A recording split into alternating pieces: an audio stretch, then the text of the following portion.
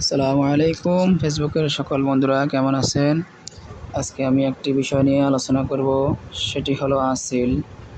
এটা এক প্রকার ছোট টিউমার বলে। এটা চামড়ার উপরে হয়। এটা কোনোটা ছোট, কোনোটা বড়, কোনোটা ফাটা ফাটা, কোনোটা ফুলকপির মতো দেখায়, আবার কোনোগুলো কালো চিকন ছোট ছোট। এটা অনেক রকম হয়ে থাকে। তবে আসিলের চিকিৎসা হলো হোমিওপ্যাথিক ওষুধ দ্বারা নির্মূল করা। আর আপনারা যদি অনেক সময় সিলস অপারেশন করেন, কেটে ফেলেন, এগুলো আবার আপনার শরীরে কোনো না কোনো জায়গায় জন্মাইবেই, এটা স্বাভাবিক ব্যাপার।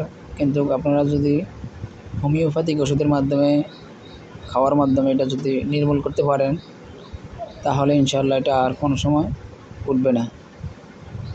আসিল আপনার কাটাছেঁড়া করলে এটা আবার অন্য জায়গায় এটা দেখা দেয়। তাই হোমিওপ্যাথিক ওষুধের মাধ্যমে 1 থেকে 2 মাস ওষুধ সেবন করলে ইনশাআল্লাহ আসিল আপনার শরীর থেকে ঝরে পড়ে যাবে।